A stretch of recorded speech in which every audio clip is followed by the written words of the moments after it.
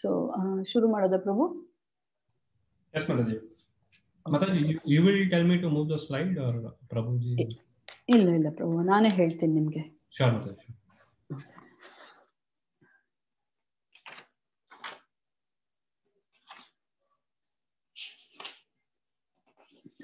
Okay. Hare Krishna. ISKCON Koramangala ಭಕ್ತಿ centre ತಂಡದಿಂದ ನಿಮ್ಮೆಲ್ಲರಿಗೂ ಹೃದಯಪೂರ್ವಕ ನಮಸ್ಕಾರಗಳು. ಇಲ್ಲಿಯವರೆಗೆ ಸತತವಾಗಿ 11ನೇ ದಿನ 1 ಗಂಟೆ ಕಾಲ ಅಥವಾ ಅದಕ್ಕಿಂತ ಹೆಚ್ಚು ನಿಮ್ಮ ಅಮೂಲ್ಯವಾದ ಸಮಯವನ್ನು ನಮ್ಮ ಜೊತೆ ಹಂಚಿಕೊಂಡಿದ್ದಕ್ಕೆ ಧನ್ಯವಾದಗಳು. ಧನ್ಯವಾದಗಳು ಅನ್ನೋದು ಬಹಳ ಸಣ್ಣ ಪದ, ಆದರೂ ಅದನ್ನ ಗುರುತಿಸಿ ನಾವು ಧನ್ಯವಾದಗಳಿಂದ ಹೇಳ್ತಾ ಇದ್ದೀವಿ. ಇವತ್ತು 11ನೇ ಅಧ್ಯಾಯ ಬಗ್ಗೆ ಸಂಕ್ಷಿಪ್ತವಾಗಿ ನೋಡಕ್ಕೆ ಪ್ರಯತ್ನ ಪಡೋಣ. ನಿನ್ನೆ 10ನೇ ಅಧ್ಯಾಯದಲ್ಲಿ ವಿಭೂತಿ ಯೋಗದಲ್ಲಿ ಭಗವಂತನ ಹಲವಾರು ವಿಭೂತಿಗಳು, ಅಂದ್ರೆ ಅವನು ದೈತ್ಯಾನಾಂ ಪ್ರಹ್ಲಾದಸ್ಮಿ, ಪರ್ವತಗಳಲ್ಲಿ ನಾನು ಮೇರು, ಮತ್ತೆ ಹೀಗೆ ಬೇರೆ ಬೇರೆ ವಸ್ತುಗಳನ್ನ ನೋಡಿದ್ರೆ ಭಗವಂತನ ಹೆಂಗೆ ನಾವು ಜ್ಞಾಪಿಸ್ಕೋಬಹುದು ಅನ್ನೋ ಒಂದು ಇದನ್ನ ನೋಡಿ ಕೊನೆ ಶ್ಲೋಕದ ಅನುವಾದ ಮಾತ್ರ ಓದ್ತೀನಿ. ಅರ್ಜುನ, ಕೃಷ್ಣ ಹೇಳ್ತಾ ಇದ್ದಾನೆ, ಈ ವಿವರವಾದ ಜ್ಞಾನದ ಅಗತ್ಯವೇನು? ನನ್ನ ಒಂದು ಅಂಶದಿಂದ ನಾನು ಇಡೀ ವಿಶ್ವವನ್ನೇ ವ್ಯಾಪಿಸಿ ಧರಿಸಿದ್ದೇನೆ ಅಂತ ಕೊನೆ ಶ್ಲೋಕದಲ್ಲಿ 10ನೇ ಅಧ್ಯಾಯದ ಕೊನೆ ಶ್ಲೋಕದಲ್ಲಿ ಕೃಷ್ಣ ಅರ್ಜುನನಿಗೆ ಹೇಳ್ತಾ ಇದ್ದಾನೆ. ನಿನ್ನೆ ಶರಣ್ಯ ಮಾತಾಜಿ ಅನ್ಸುತ್ತೆ ಪ್ರಶ್ನೆ ಕೇಳಿದ್ರು. ಅಂದ್ರೆ ಯಾವ್ದ್ರ ಬಗ್ಗೆ ಅಂದ್ರೆ ಯಾವ ರೀತಿ ಕುತೂಹಲ ಅಥವಾ ಈ ರೋಮಾಂಚನ ಅಥವಾ ಇದು ಆಗತ್ತೆ ಅಂತ. ಸೊ ಅದೇ ತರ ಅರ್ಜುನನ್ಗೆ ಈ 82 ವಿಭೂತಿಗಳ ಬಗ್ಗೆ ಕೇಳಿ ಅರ್ಜುನನ್ಗೆ ಇನ್ನೊಂದಿಷ್ಟು ಕುತೂಹಲ ಆಗತ್ತೆ. ಯಾವ್ದ್ರದ್ದು ಕುತೂಹಲ ಆಗತ್ತೆ ಅಂದ್ರೆ ಇನ್ನು ವಿಸ್ತಾರವಾಗಿ, ಇನ್ನು ವಿಶೇಷವಾಗಿ ಭಗವಂತನ ಬಗ್ಗೆ ನೋಡ್ಬೇಕು ಅಥವಾ ಅರ್ಥಕೊಳ್ಬೇಕು ಅನ್ನೋ ಒಂದು ಕುತೂಹಲ ಆಗತ್ತೆ. ಅದಕ್ಕೆ ಅರ್ಜುನ ಮತ್ತೆ ಕೃಷ್ಣ ಏನ್ ಹೇಳಿರ್ತಾನೆ 10ನೇ ಅಧ್ಯಾಯದಲ್ಲಿ ಅಂದ್ರೆ, ಉದಾಹರಣೆಗೆ ನದಿಗಳು ನನ್ನ ನಾಡಿಗಳು ಅಂತ ಹೇಳ್ತಾ ಇದ್ದಾನೆ, ನನ್ನ ರೋಮಗಳು ಗಿಡ ಮರಗಳು ಅಂತ ಹೇಳ್ತಾ ಇದ್ದಾನೆ. ಸೊ ಇದನ್ನೆಲ್ಲ ನೋಡ್ಬೇಕು ಅನ್ನೋ ಒಂದು ಆಸೆಯಿಂದ ಮತ್ತೆ ಕುತೂಹಲದಿಂದ ಅರ್ಜುನ ತನ್ನ ವಿಶ್ವರೂಪವನ್ನು ತೋರ್ಸಕ್ಕೆ ಮೊರೆ ಹೋಗ್ತಾನೆ ಕೃಷ್ಣನ್ಗೆ. ಸೊ ಈ 11ನೇ ಅಧ್ಯಾಯನ 5 ಭಾಗದಲ್ಲಿ ನಾವು ನೋಡ್ಬೋದು. ಮೊದಲನೇ ಶ್ಲೋಕದಿಂದ 8ನೇ ಶ್ಲೋಕದವರೆಗೆ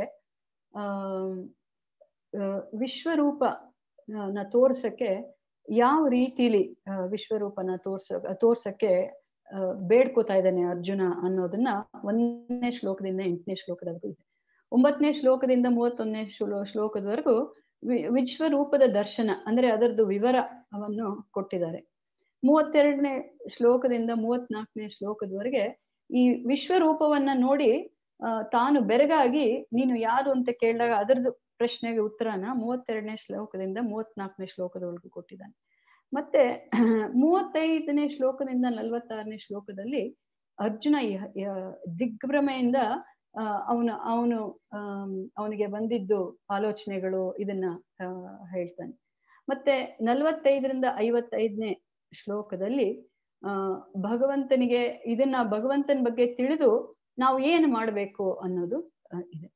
ಸೊ ಇದನ್ನ ಸ್ವಲ್ಪ ವಿಸ್ತಾರವಾಗಿ ನೋಡೋಣ. ಸ್ಲೈಡ್ 2.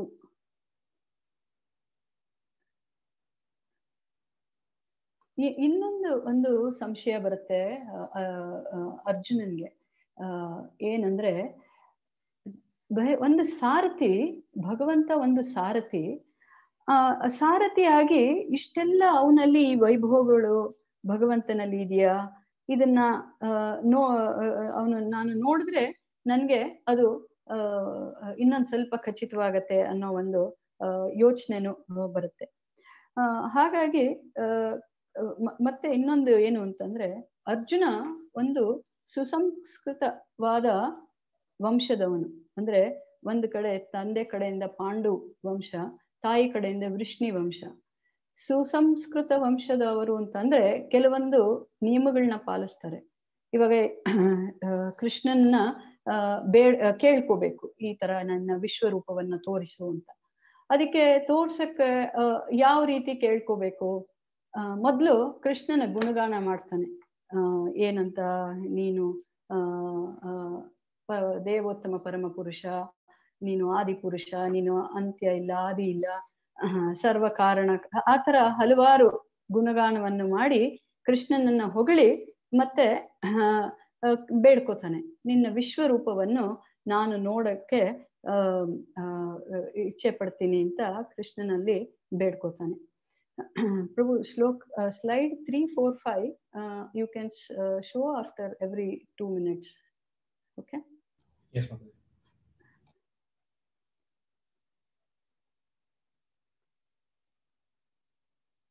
Yeah, okay.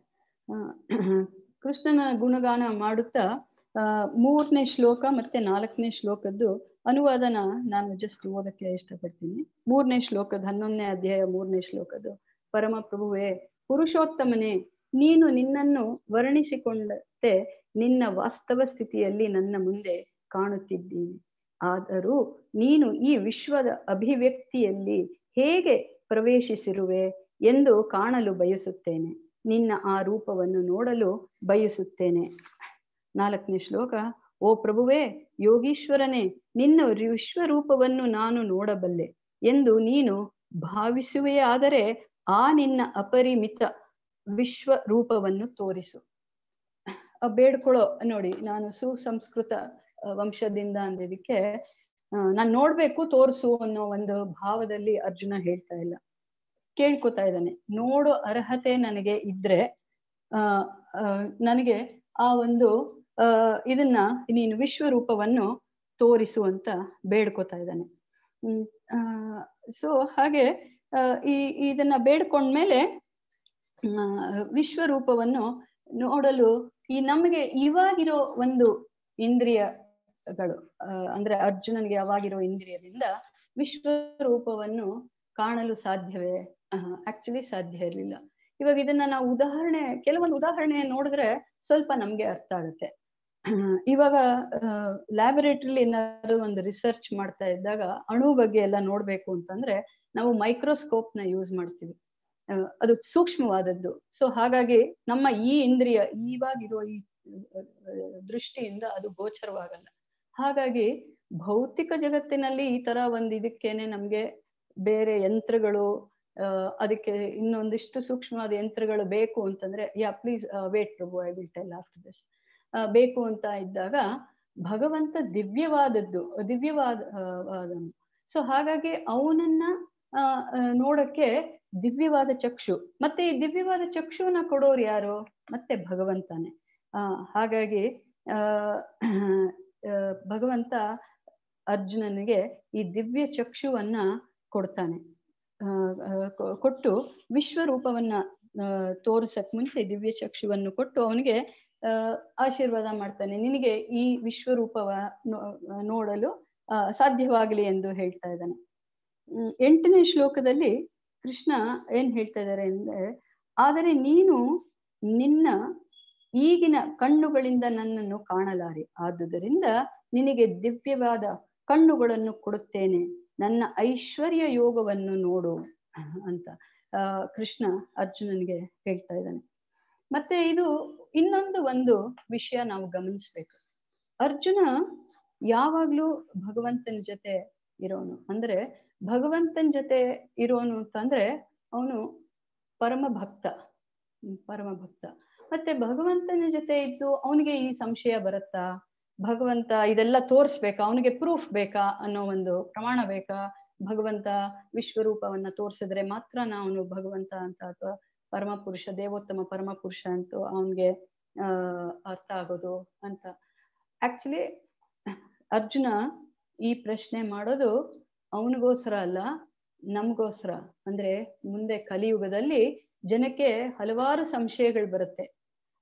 ಕೃಷ್ಣ ಅಂದ್ರೆ ಭಗವಂತ ಸರಿ, ಬೇರೆ ತರ ದೇವರೇ, ಆದ್ರೆ ಪರಮ ಪುರುಷನ ಅನ್ನೋ ಒಂದು ಸಂಶಯ ಬರುತ್ತೆ. ಮತ್ತೆ ಇನ್ನೊಂದು ತುಂಬಾ ಕಷ್ಟವಾದ ಸಂಗತಿ ಕಲಿಯುಗದಲ್ಲಿ ಅಂತಂದ್ರೆ, ಹೇಗೆ ನಾವು ರೋಡ್ಗೆ ಸ್ಕೂಲ್ಗಳು ಅಥವಾ ಕಾಲೇಜ್ಗಳು ಓಪನ್ ಆಗ್ತಾ ಇದೆಯೋ ಆ ತರ ರೋಡ್ಗೆ ಒಬ್ಬೊಬ್ರು ಭಗವಂತ ಬಂದಿದ್ದಾರೆ ಇವಾಗ. ಎಲ್ಲಾರು ನಾನು ಭಗವಂತ ಅಂತಾನೆ ಹೇಳ್ತಾರೆ. ಸೊ ಅದಕ್ಕೆ ಈ ವಿಶ್ವರೂಪ ಭಗವಂತನೇ ಅವರು ಆದ್ರೆ ಅವರು ಈ ವಿಶ್ವರೂಪವನ್ನ ಅವರು ತೋರಿಸ್ಬೇಕು ಅಂತ ಅದನ್ನು ಒಂದು ದೃಢಪಡಿಸಕ್ಕೋಸ್ಕರ ಈ ವಿಶ್ವರೂಪವನ್ನು ತೋರಿಸ್ತಾನೆ. ಆಮೇಲೆ ಕೆಲವರಿಗೆ ಭಗವಂತನ ಒಂದು ಶಕ್ತಿಯಲ್ಲಿ ತುಂಬಾ ನಂಬಿಕೆ ಇರುತ್ತೆ. ಭಗವಂತನ ಸಾಕಾರ ರೂಪವನ್ನಗಿಂತ ಹೆಚ್ಚಾಗಿ ನಿರಾಕಾರ ರೂಪವನ್ನು ಅವರು ಅವಲಂಬಿಸಿರ್ತಾರೆ. ಸೊ ಅಂಥವ್ರಿಗೆ ಕೂಡ ಇಲ್ಲ, ನನಗೆ ಒಂದು ರೂಪ ಇದೆ ಅನ್ನೋ ತೋರ್ಸಕ್ಕೋಸ್ಕರ ಈ ವಿಶ್ವರೂಪವನ್ನು ಅರ್ಜುನನ್ಗೆ ತೋರ್ಸೋದು ನಮಗೋಸ್ಕರ, ಕಲಿಯುಗದಲ್ಲಿ ನಮ್ಮ ಮನವರಿಕೆಗೋಸ್ಕರ, ನಮ್ಮ ನಂಬಿಕೆ ಹೆಚ್ಚು ಮಾಡಕ್ಕೋಸ್ಕರ ತೋರಿಸ್ತಾನೆ ವಿಶ್ವರೂಪವನ್ನ. ಓಕೆ, ಸೊ ಹಾಗೆ ದಿವ್ಯ ಚಕ್ಷುವನ್ನು ಕೊಟ್ಟ, ಮತ್ತೆ ಯಾಕೆ ಅಂತ ನೋಡಿದ್ವಿ, ವಿಶ್ವರೂಪವನ್ನ ತೋರಿಸೋದು ಯಾಕೆ ಅಂತ ನೋಡಿದ್ವಿ. ಮತ್ತೆ ಇವಾಗ ನೆಕ್ಸ್ಟ್ ಇದರಲ್ಲಿ ವಿಶ್ವರೂಪವನ್ನ ಹೇಗೆ ಇರುತ್ತೆ ಅನ್ನೋ ಒಂದು ವಿವರಣೆ ಕೊಡ್ತಾರೆ. Slide 6, 7 and 8, Prabhu. The same way you can move after some 2 to 3 minutes. Slide 6. Yes, Mataji. This is slide 6, Prabhu. ಹೌದು Mataji, 6. Okay. ಸೊ ಏನಾಗುತ್ತೆ, ಅತೀಂದ್ರಿಯವಾದ ರೂಪವನ್ನು ಆದರೆ ಇದು ತಾತ್ಕಾಲಿಕ ಅಂತ ಈ ಅತೀಂದ್ರಿಯ ರೂಪ. ಸ್ವಲ್ಪ ನೀವು ನೋಡ್ತಾ ಇದ್ರೆ ವಿಶ್ವರೂಪವನ್ನ ಬಗ್ಗೆ ಕೇಳಿದ್ರು ನಮ್ಗೆ ನಾವು ಆ ಚಿತ್ರವನ್ನ ಹಲವಾರು ಸತಿ ನೋಡಿರ್ತೀವಿ, ಆದ್ರೆ ಗಮನಿಸಿರಲ್ಲ. ವಿಶ್ವರೂಪವನ್ನ ತೋರಿಸಿದಾಗ ಭಗವಂತ ಏನಾಗತ್ತೆ, ಹಲವಾರು ಮುಖಗಳು, ಹಲವಾರು ತೋಳುಗಳು, ಹಲವಾರು ಕಾಲು, ಅವನ ಬಾಯಿಂದ ಎಲ್ಲ ದೇವತೆಗಳು, ಎಲ್ಲ ಇಡೀ ವಿಶ್ವದಲ್ಲಿ ಯಾರ್ಯಾರು ಇದಾರೋ ಅದೆಲ್ಲ ಸಕಲವು ಅವನ ಈ ವಿಶ್ವರೂಪದಲ್ಲಿ ತೋರಿಸ್ತಾನೆ. ಬೇರೆ ದೇವತೆಗಳು, ಮತ್ತೆ ಅವನ ಬಾಯಿಂದ ಬರ್ತಾ ಇರೋ ಅಗ್ನಿ, ಈ ತರ ವಿಶ್ವರೂಪವನ್ನ ಅದ್ಭುತವಾಗಿ ತೋರಿಸ್ತಾನೆ. ಮತ್ತೆ ಇನ್ನ ಏನು ವರ್ಣನೆ ಕೊಟ್ಟಿದೆ ಅಂತಂದ್ರೆ, ಎಷ್ಟೋ ಬೇರೆ ಬೇರೆ ತರ ಬಣ್ಣಗಳು ಮತ್ತೆ ಕಾಣಿಸುತ್ತೆ ಅವನು ಈ ವಿಶ್ವರೂಪವನ್ನ ತೋರಿಸಿದಾಗ ಅಂತ ಕೂಡ ಹೇಳ್ತಾರೆ. ಇದನ್ನ ನೋಡಿದಾಗ ಅರ್ಜುನನಿಗೆ ಏನಾಗತ್ತೆ, ಪ್ರಭು slide 7.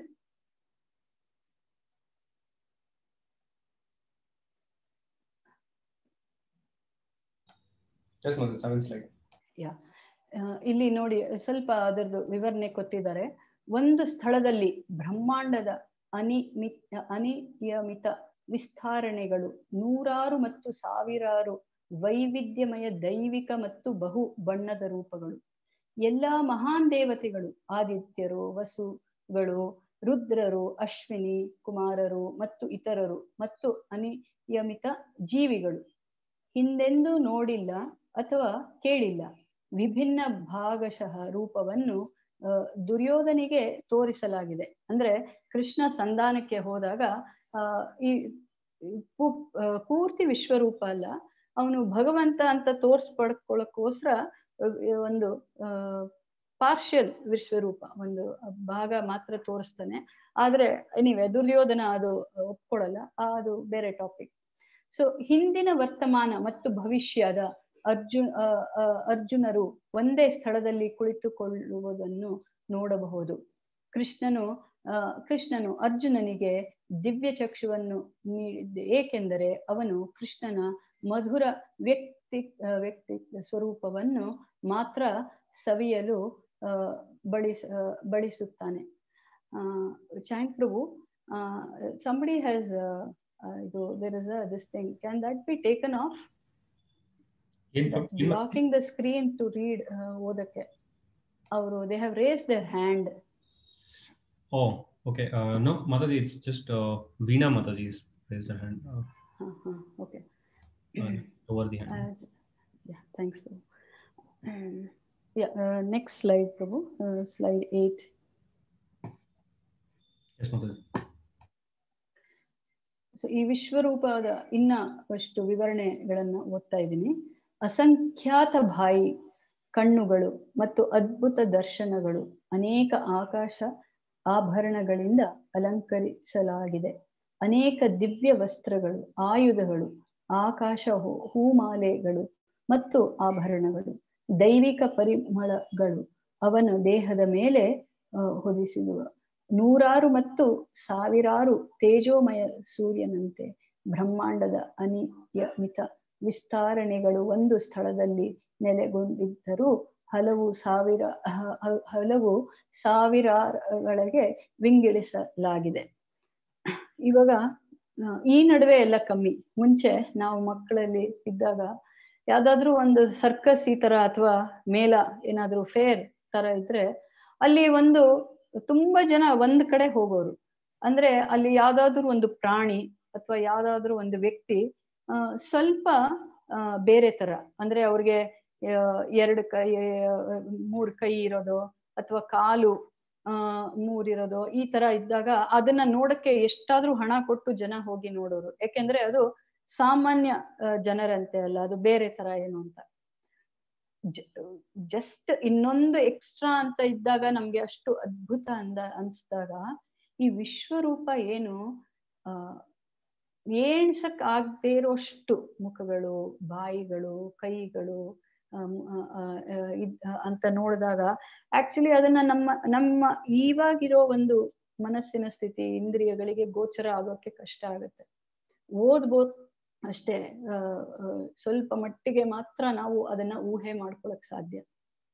ಇನ್ನ ಅದನ್ನ ನೋಡಿದ್ರೆ ನಮ್ಗೆ ಇನ್ ಎಷ್ಟು ಅದ್ಭುತ ಅನ್ಸ್ಬೇಕು. ಯಾವ್ದಾದ್ರು ಒಂದು ಸ್ವಲ್ಪ ವ್ಯತ್ಯಾಸ ಇದ್ರೂ ಅದು ಅದ್ಭುತ ಅಂತ ನಮ್ಗೆ ಅನ್ಸ್ದಾಗ ಭಗವಂತನ ವಿಶ್ವರೂಪವನ್ನ ಅಂದ್ರೆ ಅವನು ರೋಮ ಅಂತಂದ್ರೆ ಅವನು ಅಲ್ಲಿ ಗಿಡ ಮರ ಅಂತ ಅನ್ನೋ ತರ ವಿವರಣೆ ಕೊಟ್ಟಿದ್ದಾಗ ಹೆಂಗೆ ಇರ್ಬೋದು ನಮ್ಗೆ ಅದನ್ನ ಊಹೆ ಮಾಡ್ಕೊಳಕ್ ಸಾಧ್ಯ. ಸ್ವಲ್ಪ ಕಲ್ಪನೆ ಮಾಡ್ಕೋಬಹುದು ಈ ತರ ಇರ್ಬೋದು ಅಂತ. ಸೊ ಅಷ್ಟು ಅದ್ಭುತವಾದ ಒಂದು ವಿಶ್ವರೂಪವನ್ನ ಅರ್ಜುನನಿಗೆ ತೋರಿಸಿ ದಿವ್ಯ ಚಕ್ಷುವನ್ನು ಕೊಟ್ಟು ತೋರಿಸ್ತಾನೆ. ಇದನ್ನೆಲ್ಲ ನೋಡಿ ಮತ್ತೆ ಇನ್ನ ಏನ್ ನೋಡ್ತಾನೆ ಅರ್ಜುನ ಈ ವಿಶ್ವರೂಪದಲ್ಲಿ? ಹಿಂದೆ ಆಗಿದ್ದು, ಮುಂದೆ ಆಗೋದು, ಮತ್ತೆ ವರ್ತಮಾನ ಕಾಲದಲ್ಲಿ ಏನ್ ನಡೀತಾ ಇದೆ ಅದು ಎಲ್ಲಾನು ಕೂಡ ಅವನು ನೋಡ್ತಾ ಇದ್ದಾನೆ. ಮತ್ತೆ ಇನ್ನೇನ್ ನೋಡ್ತಾ ಇದ್ದಾನೆ ಅಂತಂದ್ರೆ, ಒಂದು ಕಡೆ ಒಂದು ಬಾಯಲ್ಲಿ ಇವಾಗ ನಾವು ಒಂದು ಈ ದೀಪದ ಹುಳ ಹೆಂಗೆ ದೀಪಕ್ಕೆ ಆಕರ್ಷಣೆ ಆಗಿ ಅದ್ರ ಹತ್ರ ಹೋಗಿ ಹೆಂಗೆ ಆ ಕಾವುಗೆ ಸುಟ್ಟು ಇದಾಗತ್ತೋ ಅದೇ ತರ ಈ ಕುರುಕ್ಷೇತ್ರ ಯುದ್ಧದಲ್ಲಿ ಮಹಾಯೋಧರು ಅಂತ ಯಾರಿದಾರೋ ಭೀಷ್ಮ, ದ್ರೋಣ, ಕೌರವರ ಕಡೆ ಎಸ್ಪೆಷಲಿ ದ್ರೋಣಾಚಾರ್ಯ, ಭೀಷ್ಮ, ಇವ್ರನ್ನೆಲ್ಲ ಆ ಕೃಷ್ಣನ ಬಾಯೊಳಗಡೆ ಹೋಗ್ತಾ ಇದ್ದಾರೆ, ಮತ್ತೆ ಅವರು ಸಿಕ್ಕಾಕೊಂಡಿದ್ದಾರೆ, ಅವ್ರನ್ನ ನುಂಗ್ತಾ ಇದ್ದಾನೆ ಅನ್ನೋ ಒಂದು ಈ ರೂಪ ನಂಗೆ ನೋಡ್ತಾನೆ. ಅಂದ್ರೆ ಇದರಲ್ಲಿ ಏನ್ ತೋರಿಸ್ತಾ ಇದ್ದಾನೆ ಭಗವಂತ ಅಂತಂದ್ರೆ ಅರ್ಜುನನ್ಗೆ ಅವರೆಲ್ಲ ಆಲ್ರೆಡಿ ಅಂದ್ರೆ ಆಗ್ಲೇ ನಾಶ ಆಗಿದ್ದಾರೆ. ಮತ್ತೆ ನೀನು ಏನಕ್ಕೆ ಮೊದಲನೇ ಅರ್ಜುನ ವಿಷಾದ ಯೋಗ ಮೊದಲನೇ ಅಧ್ಯಾಯದಲ್ಲಿ ಅರ್ಜುನ ನಾನು ಯುದ್ಧನೇ ಮಾಡಲ್ಲ, ಇವರೆಲ್ಲ ನನ್ನ ತಾತ, ನನ್ನ ಗುರು, ಇವ್ರನ್ನೆಲ್ಲ ನಾನು ಹೆಂಗೆ ಯುದ್ಧ ಮಾಡಿ ಇವ್ರಿಗೆ ನಾನು ಸೋಲ್ಸೋದು, ಅವ್ರನ್ನ ಸಾಯಿಸೋದು ಅಂತ ಒಂದು ತುಂಬಾ ಶೋಕದಲ್ಲಿ ಯುದ್ಧನೇ ಮಾಡಲ್ಲ ಅಂತ ಹೇಳಿರ್ತಾನೆ. ಸೊ ಅದಕ್ಕೆ ಉತ್ತರವಾಗೂನು ಇದನ್ನ ಕೃಷ್ಣ ತೋರಿಸ್ತಾ ಇದ್ದಾನೆ. ಅವರು ಎಲ್ಲ ಮಹಾಯೋಧರಾದ್ರು ಅವ್ರು ಆಗ್ಲೇ ಹತರಾಗಿದ್ದಾರೆ. ಸಮಯ ಅಷ್ಟೇ ಅವ್ರನ್ನ ಅವರ ಮರಣಕ್ಕೆ ವ್ಯತ್ಯಾಸ, ಸ್ವಲ್ಪ ಸಮಯದಲ್ಲಿ ಅವರು. ಸೊ ಹೀಗೆ ಎಲ್ಲ ಸಕಲವನ್ನು ತಾನು ಒಂದು ಕಡೆ ಕೂತಿದ್ದ ಕಡೆ ಎಲ್ಲ ಇದನ್ನು ಅರ್ಜುನ ನೋಡ್ತಾನೆ. ನೋಡಿ ತುಂಬಾ ಬೆರಗಾಗ್ತಾನೆ. ಭಗವಂತನ ಎಷ್ಟು ಬೆರಗಾಗ್ತಾನೆ ಅಂತಂದ್ರೆ ಅವನಿಗೆ ಮರ್ತೋಗುತ್ತೆ. ಯಾಕೆಂದ್ರೆ ಕೃಷ್ಣನ್ ಜೊತೆ ತುಂಬಾ ಸಲಿಗೆಯಿಂದ ಇದ್ದ ಅರ್ಜುನ. ಒಂದೇ ತಟ್ಟೆಲಿ ಊಟ ಮಾಡೋದು, ಅವನ ಜೊತೆ ಒಂದೇ ಹಾಸಿಗೆಯಲ್ಲಿ ಮಲ್ಕೊಳ್ಳೋದು, ಈ ತರ ಮಿತ್ರ. ಸ್ಲೈಡ್ 9 ಪ್ರಭು. ಒಂದೇ ಇದರಲ್ಲಿ.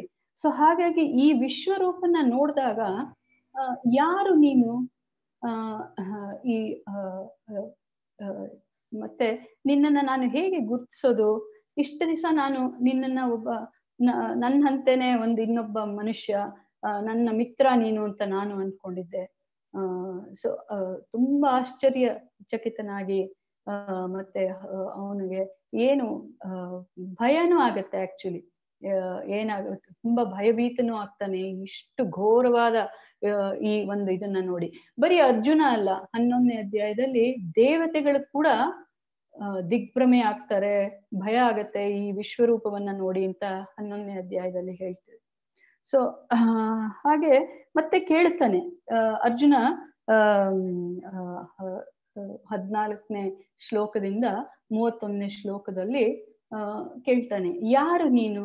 ಈ ತರ ಇಷ್ಟೊಂದು ಮುಖಗಳು, ಇಷ್ಟೊಂದು ಆಭರಣಗಳು, ಇಷ್ಟೊಂದು ಆಯುಧಗಳು, ಇದು ಯಾರು ನೀನು ಅಂತ.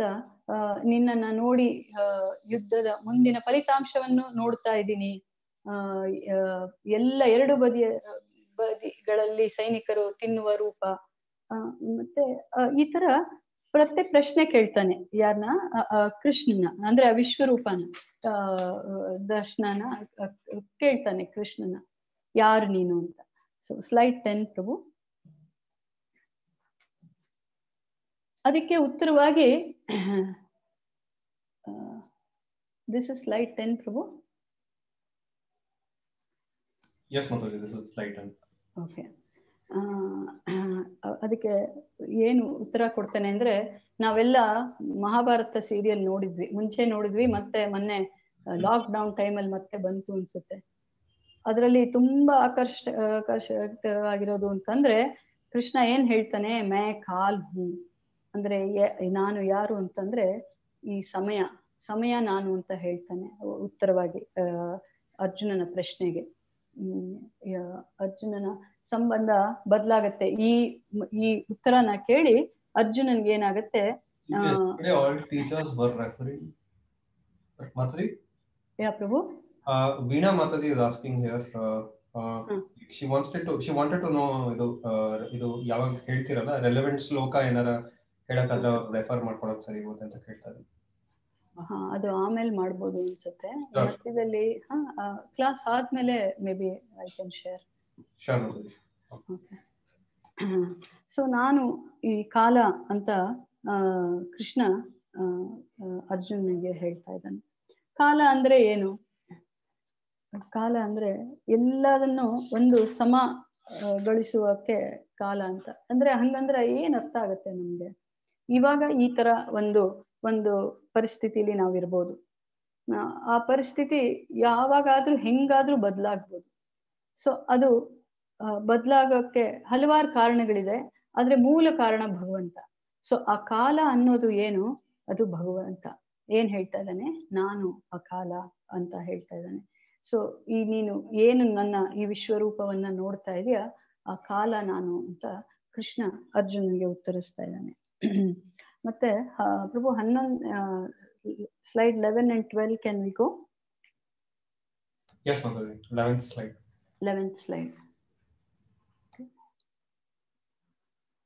ಮತ್ತೆ ಇನ್ನೇನ್ ನೋಡ್ತಾನೆ ಕೃಷ್ಣನ ಆ ವಿಶ್ವರೂಪದಲ್ಲಿ?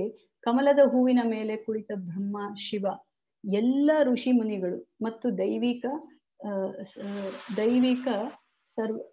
ಸರ್ವಗಳು, ಅನೇಕ ತೋಳುಗಳು, ಹೊಟ್ಟೆ, ಬಾಯಿ ಮತ್ತು ಕಣ್ಣುಗಳು, ಮಿತಿಯಿಲ್ಲದ ಎಲ್ಲೆಡೆ ಸಲ್ಪಟ್ಟುವ ಪ್ರಜ್ವಲಿಸುವ ಉರಿಯಂತೆ ತೇಜೋಮಯವಾದ ರೂಪವನ್ನು ನೋಡಲು ಕಷ್ಟ. ಗದೆ, ಚಕ್ರ, ಕಿರೀಟದಿಂದ ಅಲಂಕರಿಸಲ್ಪಟ್ಟ ಕೃಷ್ಣನನ್ನು ಎಲ್ಲೆಡೆ ಕಾಣಬಹುದು. ಅಗಾಧವಾದ ಸ್ವರೂಪವನ್ನು ಅರ್ಜುನನನ್ನು ವಿವರಿಸುತ್ತಾನೆ.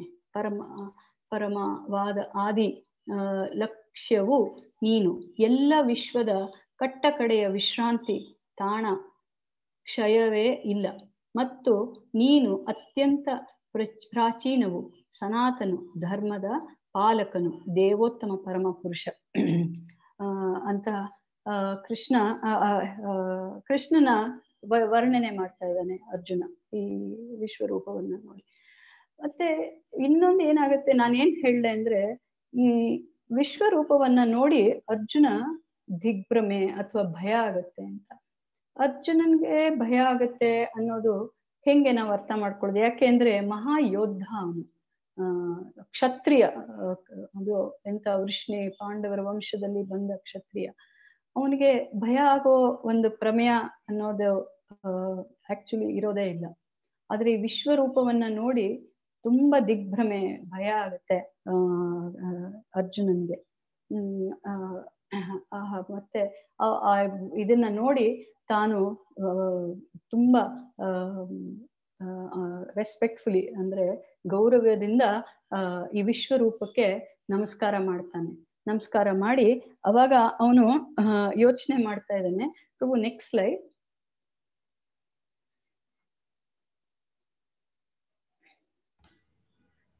ಹರೇ Krishna Mataji, do you want me to read? ಓದ್ಬೇಕಾ? ಹಾ, ಓಕೆ ಮಾತಾಜಿ, ಓದಿ.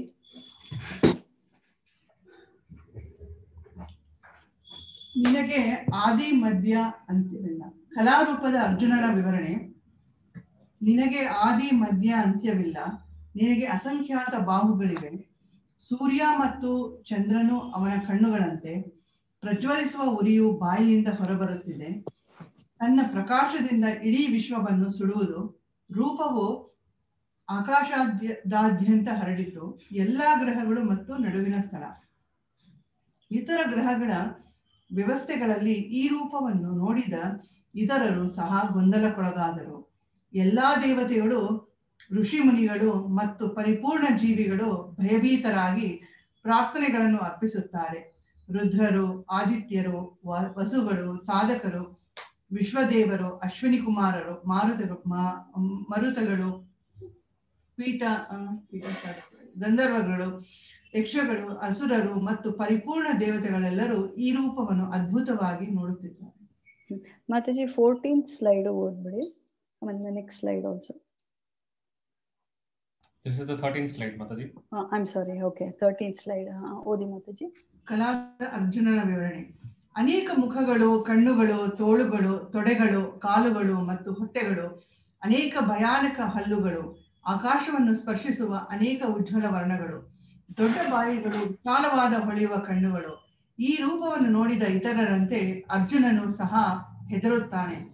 ದೇಹ ಮತ್ತು ಮನಸ್ಸಿನ ಸಮತೋಲನವನ್ನು ಕಾಪಾಡಿಕೊಳ್ಳಲು ಸಾಧ್ಯವಾಗುವುದಿಲ್ಲ. 14. ನೆಕ್ಸ್ಟ್ ಸ್ಲೈಡ್ ಪ್ರಭು. ದುರ್ಯೋಧನನ ಸೈನ್ಯ ಮತ್ತು ಪಾಂಡವರ ಮುಖ್ಯ ಸೈನಿಕರು ಸಹ ಅವನ ಭಯಭೀತ ಬಾಯಿಗೆ ವೇಗವಾಗಿ ಪ್ರವೇಶಿಸುತ್ತಿದ್ದಾರೆ. ಕೆಲವರು ನಿನ್ನ ಹಲ್ಲಿನ ಸಂದುಗಳಲ್ಲಿ ಸಿಕ್ಕಿಕೊಂಡು ದೇವೋತ್ತಮ ಪರಮ ಪುರುಷನೆಂದು ಪುಡಿಪುಡಿಯಾದರು. ನದಿಗಳಂತೆ ಯೋಧರು ಭಗವಂತನ ಪ್ರಜ್ವಲಿಸುತ್ತಿರುವ ಬಾಯಿಗೆ ಪ್ರವೇಶಿಸುತ್ತಾರೆ. ಎಲ್ಲಾ ಜನರು ಪತಂಗಗಳು ಬೆಂಕಿಯಲ್ಲಿ ಬೀಳುವಂತೆ ಅವನ ಬಾಯಿಗೆ ಪ್ರವೇಶಿಸುತ್ತಿದ್ದಾರೆ. ಉರಿಯುತ್ತಿರುವ ನಿನ್ನ ಬಾಯಿಗಳಲ್ಲಿ ಎಲ್ಲಾ ಕಡೆಗಳಿಂದ ನೀನು ಎಲ್ಲ ಜನರನ್ನು ನುಂಗುತ್ತಿರುವ ಅರ್ಜುನನ ಯುದ್ಧದ ಪರಿಣಾಮವನ್ನು ನೋಡುತ್ತಾನೆ. ನಿನಗೆ ಪ್ರಣಾಮ ಮಾಡುತ್ತೇನೆ. ದಯವಿಟ್ಟು ನೀನು ಯಾರೆಂದು ಹೇಳು. ನಿನ್ನ ಉದ್ದೇಶ ಏನು? ಸೊ ವಿಶ್ವರೂಪದ ಇನ್ನೊಂದಷ್ಟು ವಿವರಣೆ. ತುಂಬಾ ಧನ್ಯವಾದಗಳು ಉತ್ಕರ್ಷಿಣಿ ಮಾತಾಜಿ. ಇನ್ನಷ್ಟು ವಿವರಣೆಯನ್ನ ಇಲ್ಲಿ ನಾವು ನೋಡಿದ್ವಿ. ಇವಾಗ ಇದುವರೆಗೂ ಅರ್ಜುನನಿಗೆ ಅವನು 2ನೇ ಅಧ್ಯಾಯದಲ್ಲಿ ಭಗವಂತನನ್ನ ಗುರು ಅಂತ ಒಪ್ಕೊಂಡ್ರು, ಆದ್ರೆ ಇಷ್ಟು ಅದ್ಭುತ ಅನ್ನೋ ಒಂದು ಸಂಗತಿ ಅವನಿಗೆ ಗೊತ್ತಾಗಿರ್ಲಿಲ್ಲ. ಸೊ ಇವಾಗ ಅರ್ಥ ಆಗ್ತಾ ಇದೆ ಅರ್ಜುನನ್ಗೆ, ಎಂತ ಮಹಾನ್ ಪುರುಷ ಜೊತೆ ನಾನು ಕಾಲ ಕಳೆದಿದ್ದೀನಿ. ಇದ್ರ ಬಗ್ಗೆ ನನ್ಗೆ ಒಂಚೂರು ಅರಿವಿರ್ಲಿಲ್ಲ.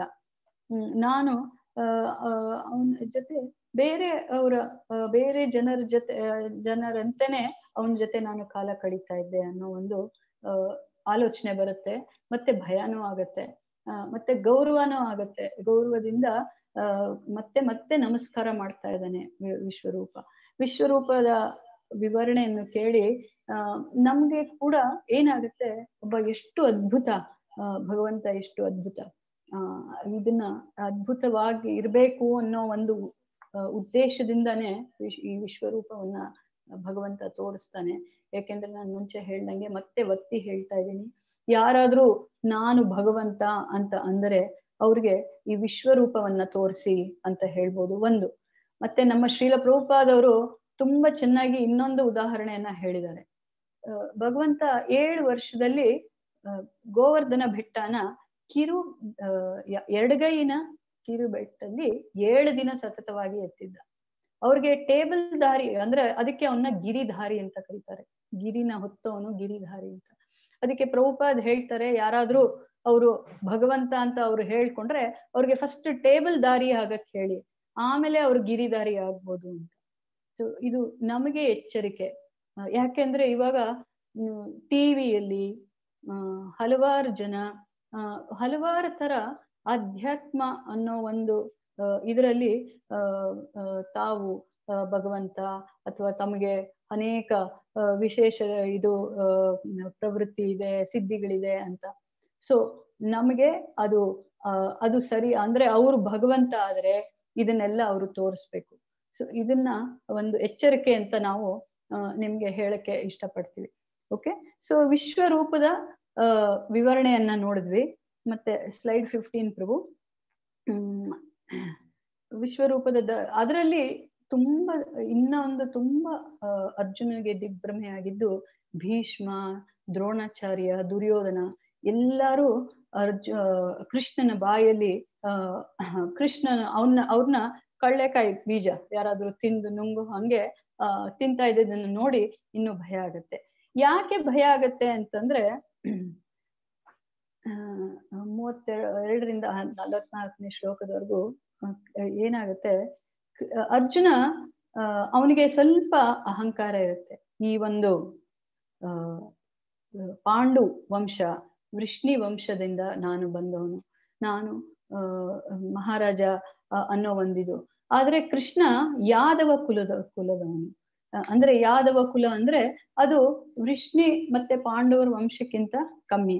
ಅದಕ್ಕೆ ಅವನ್ನ ಹೇ ಕೃಷ್ಣ, ಹೇ ಸಖ, ಹೇ ಸಖೇತಿ ಅಂತ ತುಂಬಾ ವಿಡಂಬನೆಯಿಂದ ಅವನ ಜೊತೆ ವರ್ತಿಸುತ್ತಿರ್ತಾನೆ ಇದು ತಿಳಿಯಕ್ ಮುಂಚೆ. ಮತ್ತೆ ತುಂಬಾ ಒಂದು ನಾವು ಏನು ಸ್ಕೂಲಲ್ಲಿ ಫ್ರೆಂಡ್ಸ್, ಚಡ್ಡಿ ದೋಸ್ತ್ ಅಂತ ಏನ್ ಹೇಳ್ತೀವಿ, ಅವ್ರ ಜೊತೆ ಇದ್ದಿದ್ ತರ ನಾನು ಇಂಥ ಒಂದು ದೇವೋತ್ತಮ ಪರಮ ಪುರುಷನ ಜೊತೆ ನಾನು ನನ್ನ ವರ್ತನೆ ಇತ್ತು. ಇವಾಗ ಈ ಒಂದು ವಿಶ್ವರೂಪ ಅಥವಾ ಅವನು ಆದಿ ಪುರುಷ, ಎಲ್ಲದಕ್ಕೂ ಕಾರಣ, ಎಲ್ಲ ಇದಕ್ಕೂ ತಾನೇ ಒಡೆಯ ಅಂತ ನನಗೆ ನೋಡಿ ಅವನಿಗೆ ನಾನು ಮಾಡ್ತಾ ಇದ್ದಿದ್ದು ಎಷ್ಟು ತಪ್ಪು, ಅಥವಾ ನಾನು ಅವನ್ನ ಈ ತರ ಕೇವಲವಾಗಿ ಯಾದವ ನೀನು ಅಂತ ಕರಿತಾ ಅದನ್ನ ಯೋಚನೆ ಮಾಡಿ ತುಂಬಾ ಭಯ ಆಗತ್ತೆ. ಮತ್ತೆ ತುಂಬಾ ನಾಚಿಕೆನೂ ಆಗತ್ತೆ.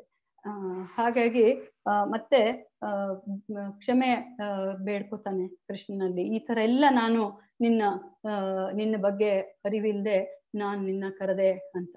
ಸೊ ಹಾಗೆ ಇದು ನಮಗೆ ಒಂದು ಉದಾಹರಣೆ.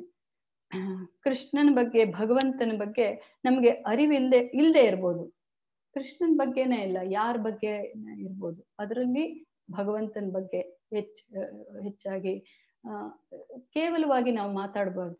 ಯಾಕೆ ಅಂದ್ರೆ ನಮಗ್ ಗೊತ್ತಿಲ್ಲದೆ ಇದ್ರೆ ಗೊತ್ತಿರೋರ್ ಹತ್ರ ಕೇಳಿ ತಿಳ್ಕೊಳ್ಳಿ, ಅಥವಾ ಏನು ಹೇಳ್ಬಿಡಿ. ಯಾಕೆ ಅಂದ್ರೆ ಅದು ಅಪರಾಧ ಆಗತ್ತೆ, ಭಗವಂತನಿಗೆ ಮಾಡೋ ಅಪರಾಧ ಆಗತ್ತೆ. ಅದರಿಂದ ನಾವು ಭಗವಂತನಿಂದ ಇನ್ನಷ್ಟು ದೂರ ಆಗ್ತೀವಿ ಹೊರತು ಭಗವಂತನಿಗೆ ಹತ್ರ ಆಗಲ್ಲ. ಗೊತ್ತಿಲ್ಲದ್ಮೇಲೆ ಮಾತಾಡಿ ಏನು ಪ್ರಯೋಜನ ಅಲ್ವಾ, ಮಾತಾಡ್ಬಾರ್ದು. ಸೊ ನಿಮ್ಗೆ ಸಂಶಯ ಇದ್ರೆ ಖಂಡಿತ ಕೇಳಿ. ನಾವು ನಮಗೆ ಎಷ್ಟು ತಿಳಿದೆಯೋ ಆ ಸಂಶಯನ ನಿಮ್ಗೆ ಪರಿಹಾರ ಮಾಡಕ್ಕೆ ನಾವು ಪ್ರಯತ್ನ ಖಂಡಿತ ಪಡ್ತೀವಿ. ಅದು ನಮ್ ಕೈಲಿ ಆಗ್ಲಿಲ್ವಾ, ನಮ್ಗೆ ನಮ್ಗೆ ಟ್ರೈನ್ ಮಾಡಿದವ್ರು ಇದ್ದಾರೆ, ನಮ್ ಸೀನಿಯರ್ಸ್ ಇದ್ದಾರೆ, ಅವ್ರ ಹತ್ರ ಕರ್ಕೊಂಡು ಹೋಗ್ತೀವಿ, ಅವರು ನಿಮ್ಗೆ ಹೇಳ್ತಾರೆ. ಇನ್ನು ನಿಮ್ಗೆ ಸಂಶಯ ಹೋಗ್ಲಿಲ್ವಾ, ಅಷ್ಟೇ ಆಯ್ತು, ಮೇ ಬಿ ಇನ್ನೊಂದ್ ಸ್ವಲ್ಪ ಸಮಯ ತಗೊಳ್ಳಿ ಅರ್ಥ ಮಾಡ್ಕೊಳಕ್ಕೆ. ಆದ್ರೆ ದಯವಿಟ್ಟು ಭಗವಂತನ ಬಗ್ಗೆ ಏನು ಒಂದು ಕೇವಲವಾಗಂತೂ ಖಂಡಿತ ಮಾತಾಡಬಾರ್ದು, ಯಾಕೆಂದ್ರೆ ಅದು ಮಹಾ ಅಪರಾಧ ಆಗತ್ತೆ. ಸೊ ಹೀಗೆ ವಿಶ್ವರೂಪವನ್ನ ನೋಡಿ ಮತ್ತೆ ಅರ್ಜುನ ಅವನು ಎಂತ ದೇವೋತ್ತಮ ಪರಮ ಪುರುಷ, ಅವನನ್ನು ನಾನು ಎಷ್ಟು ಕೇವಲವಾಗಿ ನೋಡ್ತಿದ್ದೆ ನೋಡಿ. ಭಗವಂತನ ಕಾರುಣ್ಯನ ನಾವು ಇಲ್ಲಿ ಹೇಳಕ್ಕೆ ಇಷ್ಟಪಡ್ತೀನಿ. ಅರ್ಜುನ ಎಲ್ಲಾ ರೀತಿಲೂ ಕೃಷ್ಣನನ್ನ ಸಕೇತಿ ಯಾದವ ಅಂತ ಕರೆದ್ರು ಕೃಷ್ಣ ಯಾವತ್ತೂ ಅರ್ಜುನನ ಮೇಲೆ ಕೋಪ ಆಗ್ಲಿ, ಅಸೂಯೆ ಆಗ್ಲಿ, ಬೇಜಾರಾಗ್ಲಿ, ಶಾಪ ಕೊಟ್ಟಿದ್ದಾಗ್ಲಿ ಮಾಡ್ಲಿಲ್ಲ. ಯಾಕೆಂದ್ರೆ ಅರ್ಜುನ ಪರಮ ಭಕ್ತ. ಸೊ ಹಾಗಾಗಿ ಅರ್ಜುನನ್ನ ಕ್ಷಮಿಸ್ತಾನೆ. ಪರಮ ಭಕ್ತ ಆಗಿದ್ದಕ್ಕೋಸ್ಕರನೇ ಅವನು ಸಾರಥಿ ಅಂದ್ರೇನು, ಅವನು ಡ್ರೈವರ್ ಆಗಕ್ಕೂ ಅವನು ರೆಡಿ ಆಗಿದ್ದಾನೆ. ಭಾವಗ್ರಾಹಿ ಜನಾರ್ದನ ಅಂದ್ರೆ ಭಾವಕ್ಕೆ ಮೆಚ್ಚಿ ಅರ್ಜುನನ್ಗೆ ಇಷ್ಟೆಲ್ಲ ಅವನು ತೋರಿಸ್ತಾನೆ. ಯಾವ ಭಾವ? ಭಕ್ತಿ ಭಾವಕ್ಕೋಸ್ಕರ ಅರ್ಜುನನ್ಗೆ ಇಷ್ಟೆಲ್ಲ ತೋರಿಸ್ತಾನೆ. ಸೊ ಸ್ಲೈಡ್ 16 ಪ್ರಭು.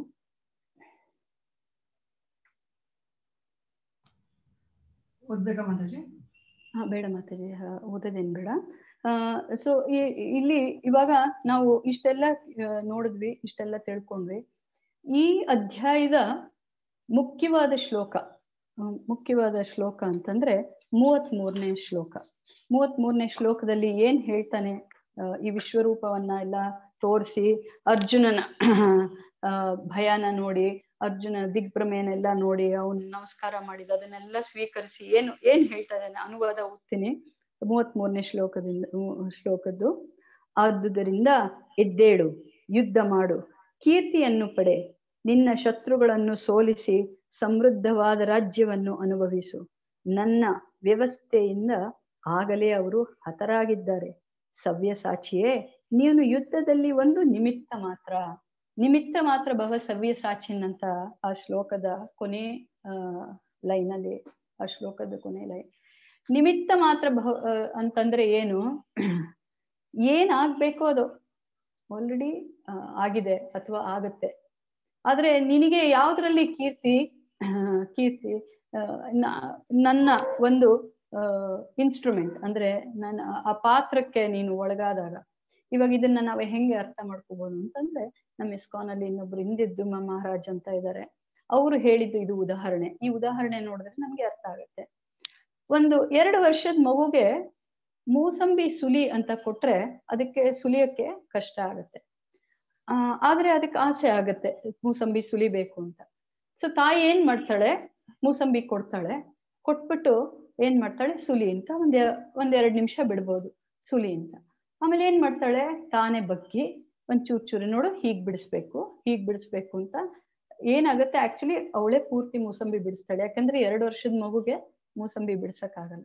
ಬಿಡ್ಸದ್ಮೇಲೆ ಏನಾಗುತ್ತೆ, ಆ ಮಗುಗೆ ಏನ್ ಅನ್ಸುತ್ತೆ, ಓಹೋ, ಆಮೇಲೆ ಬೇಷ್ ಅಂತಾಳೆ, ಎಷ್ಟು ಚೆನ್ನಾಗಿ ಬಿಡಿಸ್ದೆ ನೀನು, ಎಷ್ಟು ರುಚಿಯಾಗಿದೆ ಅಂತ ತಾನು ಆ ಮಗುನ ಹೊಗಳಿ ತಾನು ಆ ಮೂಸಂಬಿ ತೊಳೆನ ತಿಂತಾಳೆ. ಇವಾಗ ಮೂಸಂಬಿ ಬಿಡಿಸಿದ್ ಯಾರು? ತಾಯಿ. ಆದ್ರೆ ಆ ಭಾವನೆ, ಮಗುಗೆ ಏನ್ ಭಾವನೆ ಬಂತು, ನಾನು ಬಿಡಿಸಿದೀನಿ ಅನ್ನೋ ಭಾವನೆ ಬಂತು. ಸೊ ಈ ಉದಾಹರಣೆಯಿಂದ ನಾವ್ ಏನ್ ನೋಡ್ಬೋದು ಅಂತಂದ್ರೆ, ಅರ್ಜುನನ್ಗೆ ಕೃಷ್ಣ ಹೇಳ್ತಾ ಇದ್ದಾನೆ, ನೀನು ಯುದ್ಧ ಮಾಡಿ ಅವ್ರನ್ನೆಲ್ಲ ಕೊಲ್ತಾ ಇದೀಯ ಅಂತ ನೀನು ಆ ಭ್ರಮೇಲಿ ಇರ್ಬೇಡ, ಆ ಭ್ರಮೇಲಿ ಖಂಡಿತ ಇರ್ಬೇಡ. ಅವ್ರು ಆಗ್ಲೇ ಹತರಾಗಿದ್ದಾರೆ. ಸಮಯಕ್ಕೆ ಅವರು ಹತರಾಗ್ತಾರೆ. ನೀನು ಯುದ್ಧ ಮಾಡಿದ್ರು ಅವ್ರು ಹತರಾಗ್ತಾರೆ, ನೀನು ಯುದ್ಧ ಮಾಡದೇ ಇದ್ರು ಹತರಾಗ್ತಾರೆ. ಆದ್ರೆ ನಿನಗೆ ಕೀರ್ತಿ ಇರೋದು ಯಾವ್ದ್ರಲ್ಲಿ?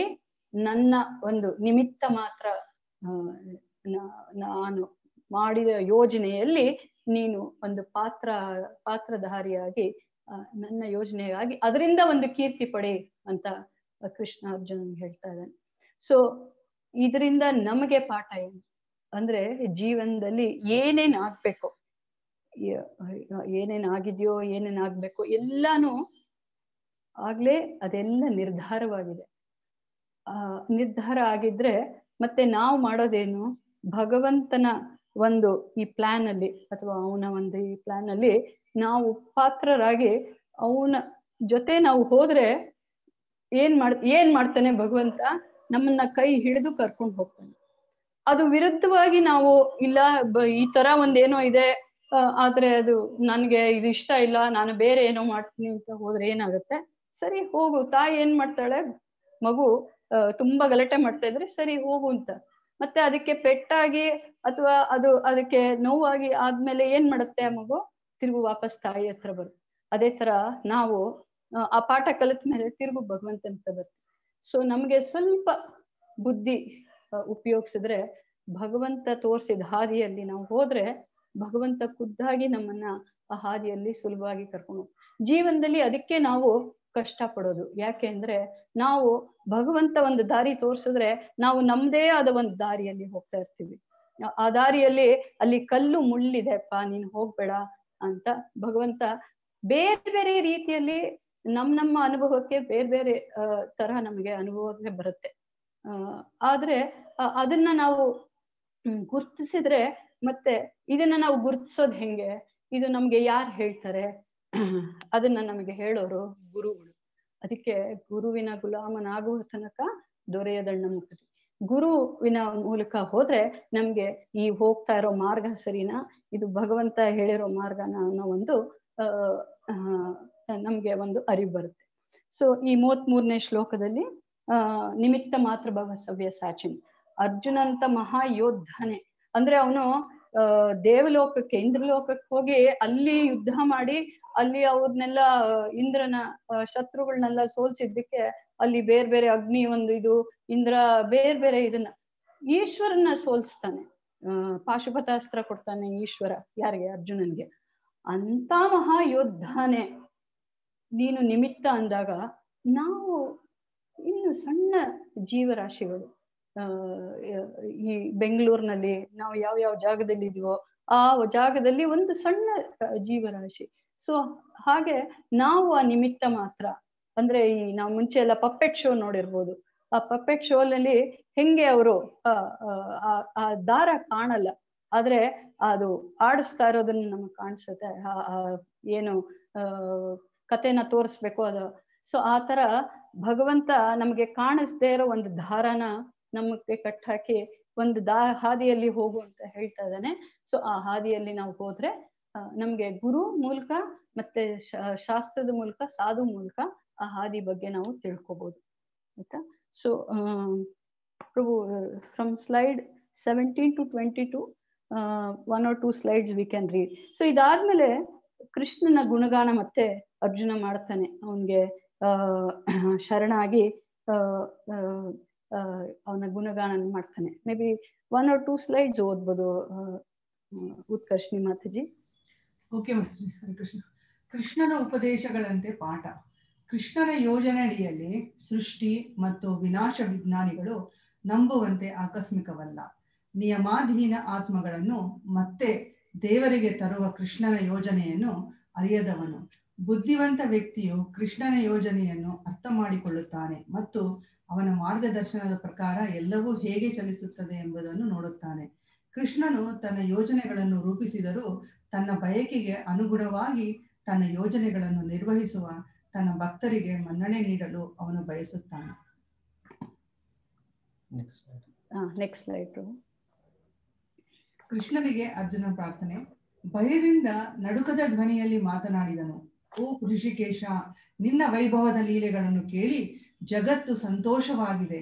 ದೇವತೆಗಳು ನಿನ್ನ ಗುಣಗಾನ ಮಾಡುತ್ತಿದ್ದಾರೆ, ಆದರೆ ರಾಕ್ಷಸರು ಭಯಭೀತರಾಗಿ ಎಲ್ಲ ದಿಕ್ಕುಗಳಿಗೆ ಓಡಿ ಹೋಗುತ್ತಿದ್ದಾರೆ. ಪ್ರತಿಯೊಬ್ಬರೂ ಕೃಷ್ಣನಿಗೆ ನಮಸ್ಕರಿಸಬೇಕೆಂದು ಅರ್ಜುನ ಬಯಸುತ್ತಾನೆ. ಪ್ರತಿಯೊಂದು ಜೀವಿಯು ಪೂಜಿಸಬೇಕಾದ ಪರಮಪ್ರಭು ನೀನು. ಪ್ರಮಾದದಿಂದ ಆಗಲಿ ಪ್ರೀತಿಯಿಂದ ಆಗಲಿ ನಾನು ಮಾಡಿರುವ ಅಪರಾಧಗಳನ್ನು ಕ್ಷಮಿಸು. ತಂದೆಯು ಮಗನ ಅವಿಧೇಯತೆಯನ್ನು, ಸ್ನೇಹಿತನ ಅಧಿಕ ಪ್ರಸಂಗವನ್ನು ಮತ್ತು ಹೆಂಡತಿಯ ತನ್ನ ಗಂಡನ ಸಲಿಗೆಯನ್ನು ಕ್ಷಮಿಸುವಂತೆ ನಾನು ಮಾಡಿರಬಹುದಾದ ತಪ್ಪುಗಳನ್ನು ಕ್ಷಮಿಸು. ಓಕೆ. ಸೊ ಈ ತರ ಹಲವಾರು ರೀತಿಯಲ್ಲಿ ಕೃಷ್ಣನ ಗುಣಗಾನವನ್ನು ನಾವು ಹಲವಾರು ಶ್ಲೋಕಗಳಲ್ಲಿ ನೋಡ್ಬೋದು. 44ನೇ ಶ್ಲೋಕವರೆಗೂ ಇದನ್ನ ನೋಡ್ಬೋದು. ಸೊ ಇಷ್ಟಾಗಿ ಇದಾದ್ಮೇಲೆ Arjuna Prabhu we can go to slide 23. Arjuna ಭಗವಂತನಲ್ಲಿ ಬೇಡ್ಕೋತಾ ಇದ್ದಾನೆ. ಏನಂತ, ಈ ನಿನ್ನ ರೂಪವನ್ನು ಇವಾಗ ನಾನು ನೋಡಕ್ಕೆ ನನಗೆ ಕಷ್ಟ ಆಗ್ತಾ ಇದೆ, ನಿನ್ನ ಚತುರ್ಭುಜ ರೂಪವನ್ನು ನನಗೆ ತೋರಿಸು ಅಂತ ಹೇಳ್ತಾ ಇದ್ದಾನೆ. ಚತುರ್ಭುಜ ರೂಪವನ್ನು ತೋರಿಸಿದ್ಮೇಲೂ ನಿನ್ನ ಎರಡು ಕೈಗಳ ರೂಪವನ್ನು ತೋರಿಸು ಅಂತ. ಸೊ ಇದರಿಂದ ನಾವು ಒಂದು ಪಾಠ ಕಲ್ತ್ಕೋಬಹುದು.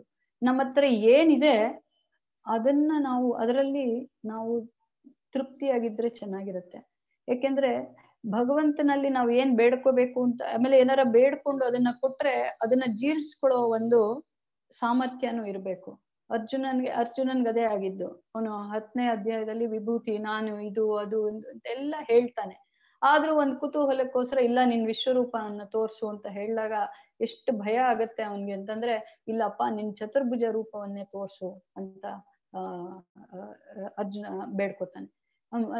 ಮತ್ತೆ ಇನ್ನೊಂದು ಏನು ಆಚಾರ್ಯರು ಹೇಳ್ತಾರೆ ಅಂತಂದ್ರೆ, ಚತುರ್ಭುಜ ರೂಪ ಮೂಲ ಕೃಷ್ಣ, ಮತ್ತೆ ಅಲ್ಲಿಂದ ಎರಡು ಕೈನ ಅಂದ್ರೆ ಸಾಮಾನ್ಯ ನಮ್ಮಂತೆ ಇರೋ ಎರಡು ಕೈ ರೂಪ ಕೃಷ್ಣನು ಎಲ್ಲದಕ್ಕೂ ಮೂಲ ಕಾರಣ ಅಂತಾನು ನಾವು ಇದರಲ್ಲಿ ನೋಡ್ಬೋದು. ಸೊ ನೆಕ್ಸ್ಟ್ ಸ್ಲೈಡ್ ಪ್ರಭು.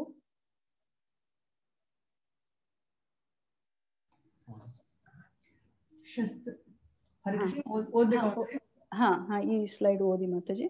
ಶಸ್ತ್ರಸಜ್ಜಿತವಾದ ಚತುರ್ಭುಜ ರೂಪವು ಮತ್ತು ಎರಡು ಕೈ ರೂಪವನ್ನು ನೋಡಲು ಅರ್ಜುನನ ಕೋರಿಕೆ. ಅರ್ಜುನ ಸಂತೋಷ, ಆದರೆ ವಿಶ್ವರೂಪದ ಭಯ. ಪ್ರೀತಿಯ ಸೇವೆಯೊಂದಿಗೆ ಪರಸ್ಪರ ವಿನಿಮಯ ಮಾಡಿಕೊಳ್ಳಲು ಸಾಧ್ಯವಿಲ್ಲ. ಅರ್ಜುನ ವಿಶ್ವರೂಪ ದರ್ಶನ ಪಡೆಯಲು ಮೊದಲನೆಯವನು.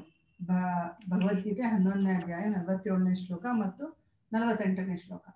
ಗುರು ಪರಂಪರೆಯಲ್ಲಿರುವ ಇತರ ಭಕ್ತರು ಸಹ ನೋಡುತ್ತಾರೆ. 1000 ಸಶಸ್ತ್ರ ಭುಜದ ರೂಪದಿಂದ ಅವರು ಚತುರ್ಭುಜ ರೂಪವನ್ನು ನೋಡಲು ವಿನಂತಿಸುತ್ತಾರೆ. ಭಗವಂತ ಚತುರ್ಭುಜ ಶಸ್ತ್ರಸಜ್ಜಿತ ರೂಪವನ್ನು ಮತ್ತು ನಂತರ ಅವನ ಎರಡೂ ಸಶಸ್ತ್ರ ರೂಪವನ್ನು ತೋರಿಸುತ್ತಾನೆ. ಸೊ ಅದನ್ನ ನೋಡಿ ಮನಸ್ಸು ಒಂಥರ ಶಾಂತವಾಗುತ್ತೆ. ಈ ನಿನ್ನ ರೂಪ ಮತ್ತೆ ವಿಶ್ವರೂಪದ ಇನ್ನ ಒಂದು ಹೇಳ್ಬೇಕು ಅಂತಂದ್ರೆ, ಇವಾಗ ನಾವು ವಿಗ್ರಹ ಪೂಜೆ ಮಾಡುವಾಗ ಚಿಕ್ಕ ಮೂರ್ತಿ ಇರ್ಬೋದು ಅಥವಾ ದೇವಸ್ಥಾನಗಳಲ್ಲಿ ದೊಡ್ಡ ಮೂರ್ತಿ ಇದ್ರೆ ಚತುರ್ಭುಜ ರೂಪ ಅಥವಾ ಎರಡು ಭುಜ ರೂಪ ಇದನ್ನ ಅದಕ್ಕೆ ಸೇವೆ ಮಾಡೋದು ಸುಲಭ ಆಗತ್ತೆ.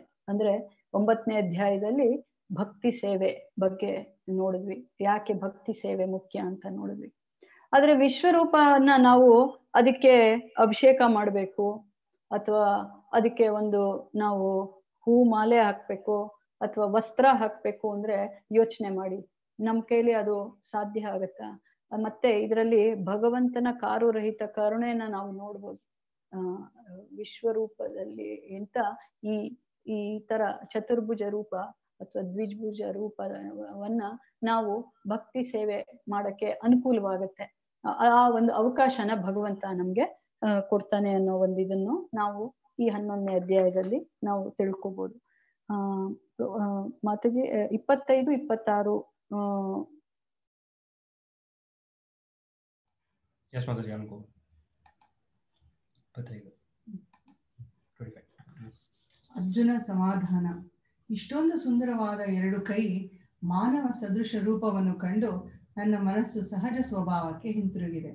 ಕೃಷ್ಣನ ಎರಡು ಕೈಗಳ ರೂಪ ಅತ್ಯಂತ ಗೌಪ್ಯ ಮತ್ತು ಆಕರ್ಷಕವಾಗಿದೆ. ದೇವತೆಗಳಿಗೆ ನೋಡಲು ಸಹ ಕಷ್ಟ. ಅವನ ಮೇಲಿನ ಪ್ರೀತಿ ತುಂಬಿದ ಕಣ್ಣುಗಳಿಂದ ಮಾತ್ರ ನೋಡಬಹುದು. ಅವನ ಮೇಲೆ ಪ್ರೀತಿ ಇಲ್ಲದವರಿಗೆ ವಿಶ್ವರೂಪ. 26 ಓದಿ ಮತ್ತೆ. ನಾವು ಕೃಷ್ಣನನ್ನು ಹೇಗೆ ಪಡೆಯಬಹುದು? ಅಧ್ಯಯನ, ತಪಸ್ಸು, ದಾನ ಅಥವಾ ಪೂಜೆಯಿಂದ ಕೃಷ್ಣನ ರೂಪವನ್ನು ನೋಡಲು ಮತ್ತು ಅರ್ಥ ಮಾಡಿಕೊಳ್ಳಲು ಸಾಧ್ಯವಿಲ್ಲ. ಅವಿಭಜಿತ ಭಕ್ತಿ ಸೇವೆಯಿಂದ ಮಾತ್ರ, ಕರ್ಮ ಮತ್ತು ಜ್ಞಾನದಿಂದ ಮುಕ್ತವಾಗಿ ಕೃಷ್ಣನಿಗಾಗಿ ಸೇವೆ ಮಾಡಿದರೆ ಮಾತ್ರ. ಕೃಷ್ಣನ ವಿರೋಧಿಗಳಿಂದ ದೂರವಿರಿ, ಆದರೆ ಕೃಷ್ಣ ಪ್ರಜ್ಞೆಯನ್ನು ತೆಗೆದುಕೊಳ್ಳಿ ಎಂದು ಹೇಳಲು ಮಾತ್ರ ಸಂಪರ್ಕಿಸಿ. ಕೃಷ್ಣನನ್ನು ಜೀವನದ ಸರ್ವೋಚ್ಚ ಗುರಿಯನ್ನಾಗಿ ಮಾಡಿ ಎಲ್ಲರಿಗೂ ಸ್ನೇಹ, ಇತರರಿಗೆ ಕೃಷ್ಣನನ್ನು ಕೊಡುವುದು. ಓಕೆ. ಸೊ 44ನೇ ಶ್ಲೋಕದಿಂದ 55ನೇ ಶ್ಲೋಕದವರೆಗೂ ಭಕ್ತಿ ಸೇವೆ ಬಗ್ಗೆ ಮತ್ತೆ ಒತ್ತಾಯ ಕೊಟ್ಟು ಕೃಷ್ಣ ಹೇಳ್ತಾ ಇದ್ದಾನೆ. ಎರಡು ದ್ವಿಭುಜ ರೂಪನ ನೋಡಿ ಅವನ ಮನಸ್ಸು ಶಾಂತ ಆಗತ್ತೆ. ಯಾರು ಅರ್ಜುನನ ಮನಸ್ಸು ಶಾಂತ ಆಗತ್ತೆ. ಮತ್ತೆ ಸೇವೆ ಮಾಡಲು ಮತ್ತೆ ತೊಡಗ್ತಾನೆ. ಮತ್ತೆ ಇನ್ನೊಂದು ತುಂಬಾ ಮುಖ್ಯವಾದ ವಿಷಯ ಇದರಲ್ಲಿ ಮಾತಾಜಿ ಅವರು ಓದಿದ್ರಲ್ಲಿ, ಕೃಷ್ಣ, ನೀವು ಕೆಲವೊಂದು ಶ್ಲೋಕನ ನಾನು ಜಸ್ಟ್ ಹೇಳ್ತೀನಿ. 9ನೇ ಅಧ್ಯಾಯದ್ದು 28ನೇ ಶ್ಲೋಕಲ್ಲಿ ಕೃಷ್ಣ ಏನ್ ಹೇಳ್ತಾನೆ, ಪತ್ರಂ ಪುಷ್ಪಂ ಫಲಂ ತೋಯಂ ಯೋಮೇ ಭಕ್ತ್ಯ ಪ್ರಯಚ್ಛತಿ ಇಂದ. ಅಂದ್ರೆ ಜ್ಞಾನಿ ಪ್ರಯಚ್ಛತಿ, ಯೋಗಿ ಪ್ರಯಚ್ಛತಿ, ಕರ್ಮಿ ಪ್ರಯಚ್ಛತಿ ಅಂತ ಹೇಳಲೇ ಇಲ್ಲ. ಅಂದ್ರೆ ಕೃಷ್ಣನನ್ನ ನಾವು ಹೇಗೆ ಪಡಿಬೋದು? ನಿರ್ಮಲವಾದ ಭಕ್ತಿ. ಅನನ್ಯಾಸ್ ಚಿಂತೆಯಂತೋ ಮಾಂ ಯೇ ಜನ ಪರಿಪಾಸತೆ. ಮತ್ತೆ 9ನೇ ಅಧ್ಯಾಯ 22ನೇ ಶ್ಲೋಕದಲ್ಲಿ ಕೃಷ್ಣ ಹೇಳ, ಅನನ್ಯಾಸ್ ಚಿಂತೆಯಂತೋ ಮಾಂ ಯೇ ಜನ ಪರಿಪಾಸತೆ. ಅಂದ್ರೆ ತಾಯಿ ಮಗುವಿನ ಒಂದು ಉದಾಹರಣೆ ಕೊಟ್ಟಿದ್ರು ನಿನ್ನೆನೋ ಅಥವಾ 9ನೇ ಅಧ್ಯಾಯ ಮಾಡಿದಾಗ. ಹೇಗೆ ಅದು ಅಸಹಾಯಕವಾಗಿ ತಾಯಿ ಕೈಯಲ್ಲಿ ಇರುತ್ತೆ ಆ ಮಗು. ಎಲ್ಲ ಸಕ್ಕಲು ಎಲ್ಲದಕ್ಕೂ ಆ ತಾಯಿ ಮೇಲೆ ಆಧಾರಿತವಾಗಿರುತ್ತೆ. ಆ ಕ್ಷಣದಲ್ಲಿ ಆ ತಾಯಿ ಆ ಮಗುಗೆ ಸೇವೆ, ಯಾವುದೇ ತರ ಯೋಚನೆ ಇಲ್ಲದೆ ಆ ಮಗುಗೆ ಆ ಸೇವೆ, ಅಂದ್ರೆ ಅದಕ್ಕೆ ಹಶ್ವಾದ್ರೆ ಹಾಲು ಕೊಡೋದು, ಅದು ಏನಾದ್ರು ಗಲೀಜ್ ಮಾಡ್ಕೊಂಡಿದ್ರೆ ಕ್ಲೀನ್ ಮಾಡೋದು, ಅಥವಾ ಅಳ್ತಾ ಇದ್ರೆ ಇರುವೆ ಕಚ್ಚಿದ್ಯಾ ಅಂತ ನೋಡೋದು, ಈ ತರ ಬೇರೆ ಯಾವ ತರ ಯೋಚನೆ ಬರಲ್ಲ ತಾಯಿಗೆ. ನೋಡ್ಕೋತಾನ ಇದು ಅಂತ. ಆ ತರ ಒಂದು ನಿರ್ಮಲವಾದ ಅಹೈತುಕಿ ಅಪ್ರತಿಹತ, ಆ ತರವಾದ ನಿರ್ಮಲವಾದ ಭಕ್ತಿಗೆ ಮರೆ ಹೋಗ್ತಾನೆ ಭಗವಂತ. ಹೊತ್ತು ನಾವು ಯಾವ ವರ್ಣದವರು, ನಮ್ಮ ಆರ್ಥಿಕ ನೆಲೆ ಏನು, ನಮ್ಮ ಜಾತಿ ಏನು, ಅದಕ್ಕೆ ಮೊರೆ ಹೋಗಲ್ಲ. ಭಕ್ತಿ, ಅನನ್ಯ ಭಕ್ತಿಗೆ ಮಾತ್ರ ಮೊರೆ ಹೋಗ್ತಾನೆ. ಯಾಕೆಂದ್ರೆ ಯಾಕೆ ಅಂತ ನೋಡೋಣ ಸ್ವಲ್ಪ. 10ನೇ ಅಧ್ಯಾಯ ಹಂ ಸರ್ವಸ್ಯ ಪ್ರಭೋ ಮತ್ತ ಸರ್ವಂ ಪ್ರವರ್ತತೆ ಅಂದ. ಅಂದ್ರೆ ಏನು? ಎಲ್ಲದಕ್ಕೂ ನಾನು ಕಾರಣ. ನಾನು ಇದು ನೈವೇದ್ಯ ಮಾಡ್ದೆಪ್ಪ ಭಗವಂತಂಗೆ, ಇದು ಕೃಷ್ಣನ್ ಸೇವೆಗೆ ನಾನು ಇದನ್ನ ಕೊಟ್ಟೆ ಅಂದ್ರೆ ಅವ್ನು ನನ್ನ ಕೊಟ್ಟಿದ್ದನ್ನ ನಾನು ವಾಪಸ್ ಅವನಿಗೆ ಕೊಟ್ಟೆ. ಅಂದ್ರೆ ಇವಾಗ ಮಕ್ಕಳು ಕೆಲಸ ಮಾಡಕ್ ಮುಂಚೆ ಅಪ್ಪಂಗೆ ಅಥವಾ ಅಮ್ಮಂಗೆ ಬರ್ಡೇ ಗಿಫ್ಟ್ ಅಂತ ತರ್ತಾರೆ. ಅವ್ರಿಗೆ ಎಲ್ಲಿಂದ ಹಣ ಬರುತ್ತೆ? ಅಪ್ಪನ ಹತ್ರನೇ ಇಸ್ಕೊಳ್ಳೋದು, ಆಮೇಲೆ ಅಪ್ಪನಿಗೆ ಒಂದು ಗಿಫ್ಟ್ ಕೊಡೋದು. ಅದೇ ತರಾನೇ ಭಗವಂತನಿಗೆ ಎಲ್ಲಾನು ಭಗವಂತನ ಸೊತ್ತೇನೆ. ಸೊ ನಾವು ಕೊಡಕ್ಕಾಗೋದು ಏನು? ನಮ್ಮ ಭಕ್ತಿ, ನಮ್ಮ ಪ್ರೀತಿ ಮಾತ್ರ ಅವನಿಗೆ ನಾವು ಪರಿಪೂರ್ಣವಾಗಿ ಕೊಟ್ಟಿಲ್ಲ. ಅದೊಂದೇ ನಾವು ಕೊಟ್ಟಿಲ್ಲ, ಇನ್ ಬೇರೆ ಎಲ್ಲ ಅವನದೇನೆ. ಸೊ ನಿರ್ಮಲವಾದ ಭಕ್ತಿ ಮಾತ್ರ ಹಲವಾರು ಉದಾಹರಣೆಗಳಿದೆ. ಮೀರಾಬಾಯಿ ಇರ್ಬೋದು, ಪುರಂದರದಾಸರು ಇರ್ಬೋದು, ಯಾವುದೇ ದಾಸರು, ಯಾವುದೇ ತುಕಾರಾಮ್, ಸಂತ ತುಕಾರಾಮ್ ನೀವು ತಗೊಳ್ಳಿ, ಅವರು ಯಾವ ವರ್ಗ ಅದೆಲ್ಲ ಇಲ್ಲ, ಅವರ ನಿರ್ಮಲವಾದ ಭಕ್ತಿಗೆ ಮೊರೆ ಹೋಗ್ತಾನೆ ಭಗವಂತ. ಸೊ ಈ ಭಕ್ತಿ ಅಂದ್ರೆ ಏನು, ಭಕ್ತಿ ಹೆಂಗೆ ಮಾಡೋದು ಅನ್ನೋ ಒಂದು ಇದನ್ನ ನಾವು ನಾಳೆ 12ನೇ ಅಧ್ಯಾಯ ಭಕ್ತಿ ಯೋಗನಲ್ಲಿ ನೋಡೋಣ. ಸೊ ಹೀಗೆ ಈ 11ನೇ ಅಧ್ಯಾಯ ಸಂಕ್ಷಿಪ್ತವಾಗಿ ನನಗೆ ಸ್ವಲ್ಪ ಮಟ್ಟಿಗೆ ಗೊತ್ತಿರೋದು ನಿಮ್ಮ ಮುಂದೆ ಹಂಚಿಕೊಂಡೆ. ಇದರಲ್ಲಿ ಹಲವಾರು ಕೊರತೆಗಳು, ಬದ್ಧ ಜೀವಿಯಾಗಿ ಹಲವಾರು ಕೊರತೆಗಳು, ಅದು ನಂದು. ಇದರಿಂದ ನಿಮಗೆ ಏನಾದ್ರೂ ಒಂಚೂರು ನಿಮ್ಗೆ ಲಾಭ ಸಿಕ್ಕಿದೆ ಅಥವಾ ಅರ್ಥ ಆಗಿದೆ ಅಂತಂದ್ರೆ ಅದು ನಮ್ಮ ಗುರು ಪೂಜನೀಯ ಜಯಪತಾಕ ಮಹಾರಾಜ್ ಅವರ ಒಂದು ಕೃಪೆ ಅಂತ ಹೇಳಿ ಈ 11ನೇ ಅಧ್ಯಾಯದು ಇಲ್ಲಿಗೆ ಮುಗಿಸ್ತೇನೆ. ನಿಮ್ಗೆ ಏನಾದ್ರೂ ಹಂಚ್ಕೊಳ್ಳಕ್ಕೆ ಇದ್ರೆ ದಯವಿಟ್ಟು ಹಂಚ್ಕೋಬಹುದು, ಅಥವಾ ಪ್ರಶ್ನೆ ಏನಾರ ಇದ್ರೆ ಕೇಳ್ಬೋದು. ಹರೇ ಕೃಷ್ಣ.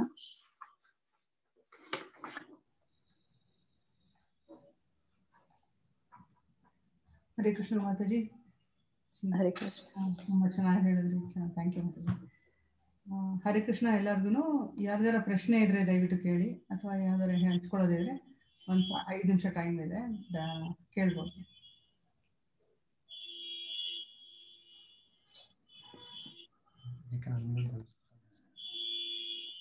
ಅನ್ಮ್ಯೂಟ್ ಮಾಡ್ಕೋಬಹುದು ನೀವು, ಯಾರು ಕೇಳೋರಿದ್ದೀರಾ ಅವರು ಮಾತ್ರ.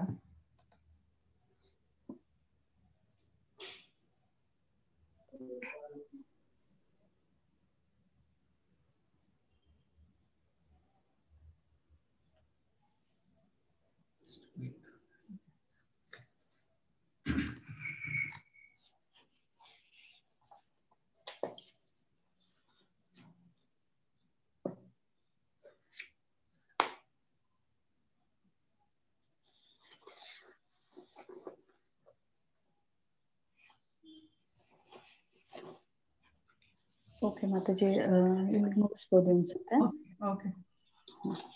ಅವರು ಚಾಂಗ್ ಪ್ರಭು ಕ್ಲಾಸ್ ಶುರುನಲ್ಲಿ ಅವ್ರೇನೋ ಕೇಳ್ತಾ ಇದ್ರು, ಏನ್ ಕೇಳ್ತಾ ಇದ್ರು ಪ್ರಭು ಅವರು? Yes, Mataji. Veena Mataji, Veena MV, she was asking, like, ಅವರು ಏನೋ ರೆಲೆವೆಂಟ್ ಶ್ಲೋಕ ಸ್ವಲ್ಪ ಕಂಪ್ಯಾರಿಸನ್ಗೆ ಇದು ಹೇಳಬೇಕಾಗಿತ್ತು ಅಂತ ಕೇಳ್ತಾ ಇದ್ರು. Like when you are explaining, no, she wanted to know the relevant ಶ್ಲೋಕ. So that ಅಂದ್ರೆ ನಾನು ಸ್ಟಾರ್ಟಿಂಗ್ ಅಲ್ಲಿ 5 ಭಾಗ ಅಂತ ಹೇಳಿದೆ. ಮೇ ಬಿ ಆ ಗ್ರೂಪ್ ಅಲ್ಲಿ ಅವರಿದ್ರೆ ಇದ್ರ ಗ್ರೂಪ್ ಅಲ್ಲಿ I can just type it and send. ಯಾವುದು ಭಗವದ್ಗೀತಾ ಗ್ರೂಪ್ ಇದೆಯಲ್ಲ, ಅಲ್ಲಿ ಈ 5 ಟಾಪಿಕ್ ಏನಿದೆ ಅದನ್ನ ನಾನು ಕಳಿಸ್ತೀನಿ. ಗ್ರೂಪ್ ಅಲ್ಲಿ ಕಳಿಸಿದ್ರೆ ಓಕೆ. ಹರೇ ಕೃಷ್ಣ. ಉತ್ಕರ್ಷಿಣಿ ಮಾತಾಜಿ ಮತ್ತು ಜಯಂತ್ ಪ್ರಭು, ತುಂಬಾ ಧನ್ಯವಾದಗಳು. ನೀವೆಲ್ಲಾರು ನಿಮ್ಮ ಈ ಅಮೂಲ್ಯವಾದ ಸಮಯವನ್ನು ನಮ್ಮ ಅಂದಿಗೆ ಹಂಚಿಕೊಂಡಿದ್ದಕ್ಕೆ ನಿಮ್ಮೆಲ್ಲರಿಗೂ ಧನ್ಯವಾದ. ಹರೇ ಕೃಷ್ಣ. ಕೃಪಾ ಸಿಂಧುವೇವ ಚ ಪತಿತಾನಾಂ ಪಾವನೇಭ್ಯೋ ವೈಷ್ಣವೇಭ್ಯೋ ನಮೋ ನಮಃ. ಕೋಟಿ ವೈಷ್ಣವವೃಂದ ಕಿ ಜೈ, ಪ್ರಭುಪಾದ ಕಿ ಜೈ, ಗುರುದೇವ್ ಕಿ ಜೈ. ಹರೇ ಕೃಷ್ಣ ಮಾತಾಜಿ. ಹರೇ ಕೃಷ್ಣ. ಹರೇ ಕೃಷ್ಣ. ಹರೇ ಕೃಷ್ಣ.